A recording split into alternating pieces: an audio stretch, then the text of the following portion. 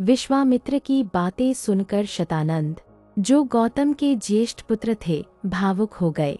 उन्होंने विश्वामित्र से पूछा कि क्या उन्होंने श्रीराम को अपनी माता अहल्या के दर्शन कराए, और क्या माता ने श्रीराम का स्वागत किया?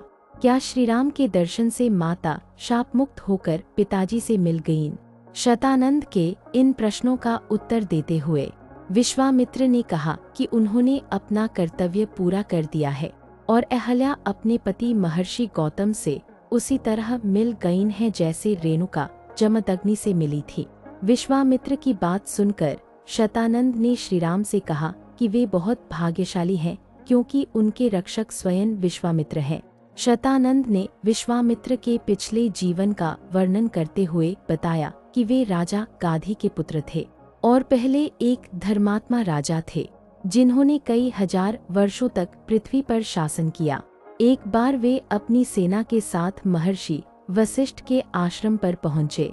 वह आश्रम बहुत सुंदर था, जहां अनेक प्रकार के वृक्ष, पशु पक्षी और तपस्वी रहते थे। जब विश्वामित्र ने वशिष्ठ को देखा तो वे बहुत प्रसन्न हुए और उन्हें प्रणाम किया।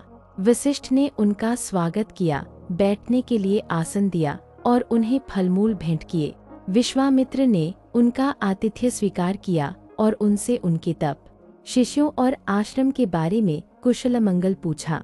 बातचीत के बाद वशिष्ठ ने विश्वामित्र से उनकी पूरी सेना सहित उनका आतिथ्य स्वीकार करने का आग्रह किया। विश्वामित्र ने पहले तो विनम्रता से कहा कि वशिष्ठ के दर्शन और प्रेमपूर्ण वचन ही उनके लिए पर्याप्त है, पर जब वशिष्ठ ने बार बार जोर दिया तो विश्वामित्र मान गए। यह सुनकर वशिष्ठ प्रसन्न हुए और उन्होंने अपनी चितकबरी होमधेनु, जो कामधेनु थी, को बुलाया।